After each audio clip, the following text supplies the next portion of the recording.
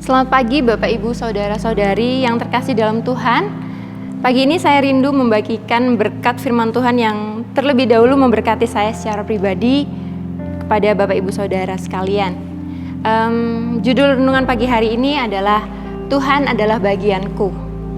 Saya ambil dari Ratapan 3 ayat yang ke-24. Tuhan adalah bagianku, kata jiwaku. Oleh sebab itu aku berharap kepadanya. Puji nama Tuhan. Ayat yang indah dan menenangkan buat saya pribadi ya Bapak Ibu Saudara. Saya dapatkan ayat ini tidak lama, beberapa hari belakangan, dan saya merasa terberkati sekali. Saya pribadi merasa diingatkan dan diteguhkan bahwa Tuhan Yesus adalah bagian dari dalam hidup saya. Saya merasa seperti Tuhan sendiri yang mengingatkan pada saya bahwa aku ini adalah bagian dari hidupmu. Setelah saya membaca ayat ini, puji nama Tuhan, saya mau membagikan sedikit kesaksian secara cepat. Ketika setelah saya membaca ayat ini, sekilas itu saya diingatkan oleh peristiwa yang beberapa waktu lalu saya alami. 1 bulan yang lalu saya diizinkan mengalami sakit demam berdarah ya saudara, dan 2 bulan yang lalu juga, 2 bulan sebelumnya itu juga suami saya mengalami sakit yang sama. 2 bulan berturut-turut bergantian sakit yang sama, dan pada saat itu sebelum kami mengetahui kami sakit DB, ada rasa takut ya, ada rasa cemas. Seperti biasanya ketika saya merasa tidak enak badan, dan pasti saya berseru berdoa sama Tuhan, Tuhan Yesus tolong saya gitu. Ketika saya berdoa, Tuhan, aku percaya Engkau akan sembuhkan saya. Besok saya akan kembali sehat dan tidak sakit lagi. Seperti itu. Demikian juga waktu suami saya sakit, saya juga melakukan hal yang sama. Tapi apa yang terjadi ternyata tidak sembuh juga ya. Akhirnya di saat-saat seperti ini pastilah ada rasa cemas, ada rasa takut, ada banyak kepikiran yang melintas di kepala.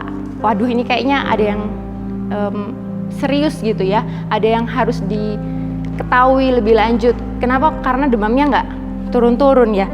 Akhirnya kami memutuskan untuk cek lab. Nah, sebelum itu rasa takut yang begitu dalam itu mendera saya ya. Saya merasa takut sekali, saya merasa cemas sekali. Apalagi sakit di saat-saat seperti ini. Itu Tuhan tolong rasanya. Tuhan Yesus tolong. Pada saat itu saya hanya berdoa. Sepertinya saya udah enggak minta Tuhan sembuhkan saya, atau Tuhan tolong saya, atau yang lainnya. Saya cuman bilang, Tuhan, saya udah gak peduli tentang hal itu. Yang saya minta, Tuhan tolong sertai saya. Tuhan, saya takut. Tuhan, saya cemas. Tuhan, tolong jangan tinggalkan saya. Hanya itu ucapan yang sering saya ucapkan dalam doa saya waktu itu. Dan Bapak Ibu Saudara, setelah saya berdoa, setelah saya menyerukan itu kepada Tuhan, apakah saya sudah merasa tidak takut? Tidak. Saya masih ada rasa deg-degan waktu melangkahkan kaki saya untuk memeriksakan diri. Tetapi hal yang berbeda terjadi, saya merasa lebih tenang ya Bapak Ibu Saudara. Ada rasa cemas, tapi ketenangan itu mulai muncul dalam diri saya. Seperti kalau misalkan dibayangkan dibayangkan itu seperti anak kecil yang ditemani oleh orang tuanya pergi masuk ke dalam ruang periksa dokter. Tetap takut, tapi ada rasa tenang karena dia yakin dengan siapa dia berdiri. Dia yakin dengan siapa dia ditemani. Itu yang saya rasakan. Nah, kembali ke ayat pertama tadi yang sudah kita baca. Tuhan adalah bagianku, kata jiwaku. Oleh sebab itu aku berharap kepadanya. Yang terjadi dalam perenungan saya setelah saya membaca itu, betapa Tuhan mengingatkan detail secara cepat peristiwa itu. Waktu saya berseru sama Tuhan, Tuhan sembuhkan saya, tetapi tidak sembuh. Dan Tuhan secara cepat juga mengingatkan penyertaan Tuhan yang luar biasa. Tuhan mengingatkan saya pada waktu malam itu juga ketika saya menerima ayat ini. Tuhan mengingatkan betapa Tuhan itu selalu beserta dengan saya. Makanya waktu saya membaca Tuhan itu adalah bagian dari dalam hidup saya begitu merasa begitu tenang dan begitu damai ya Bapak Ibu Saudara.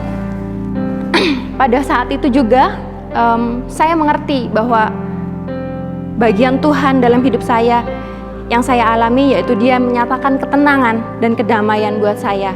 Sungguh cintanya yang luar biasa, sungguh penyertaan yang luar biasa dalam hidup saya. Luar biasanya Tuhan kita dan firman-Nya itu kejadian beberapa waktu lalu, sudah beberapa waktu lalu, tetapi Ia memperbarui dan mengingatkan kembali kepada saya. Kita lanjutkan pembacaan kita di Ratapan 23 ayat 25 dan 26. Tuhan adalah baik bagi orang yang berharap kepadanya, bagi jiwa yang mencari Dia. Adalah baik menanti dengan diam pertolongan Tuhan. Adalah baik menanti dengan diam pertolongan Tuhan. Dalam terjemahan lain, dalam firman Allah yang hidup, dikatakan sungguh baik untuk berharap dan menantikan dengan tenang keselamatan yang dari Tuhan. Saudara, judul perikop di pasal ketiga ini penghiburan dalam penderitaan. Jadi sepertinya terdengar bertolak belakang jika kita menanti dengan tenang di tengah kondisi yang tidak nyaman atau dalam masa-masa kesukaran. Jika Tuhan tidak ditempatkan pada bagian yang seharusnya Dia berada, kita tidak akan bisa dengan tenang menanti Tuhan. Seperti ayat 26 katakan, adalah baik menanti dengan diam pertolongan Tuhan. Atau mungkin kita mencoba menempatkan sesuatu yang lain yang seharusnya menjadi tempat atau bagian Tuhan dalam kehidupan kita dengan ego kita, dengan keinginan kita sendiri, dengan pikiran-pikiran kita seperti yang tadi saya lakukan. Tuhan, saya pengen sembuh, Tuhan, saya pengen sembuh. Itu pikiran saya. Tetapi mungkin saya tidak berdoa Tuhan hadir dalam hidup saya. Berbeda sekali rasanya ketika saya berdoa, Tuhan sertai saya, begitu tenang dalam hidup saya, saudara. Mari kita baca Yohanes 15 ayat 5. Yesus sendiri berkata, "Akulah pokok anggur dan kamulah ranting-rantingnya. Barang siapa tinggal di dalam aku dan aku di dalam dia, ia berbuah banyak. Sebab di luar aku, kamu tidak dapat berbuat apa-apa." Sebab di luar Yesus, sebab jika kita tidak menjadikan Tuhan sebagai bagian kehidupan kita, mungkin kecemasan itu tetap memenuhi, ketakutan itu tetap memenuhi diri kita. Tetapi jika kita menjadikan Yesus sebagai bagian kehidupan kita, kita tinggal di dalam Yesus dan Yesus tinggal di dalam kita, ketenangan, kedamaian, damai, sejahtera, sukacita itu ada untuk kita semua. Bapak Ibu Saudara yang dikasihi Tuhan, satu ayat penutup dalam Yesaya 40 ayat 31 mengatakan, tetapi orang-orang yang menanti-nantikan Tuhan mendapatkan kekuatan yang baru. Mereka seumpama raja wali yang naik terbang dengan kekuatan sayapnya.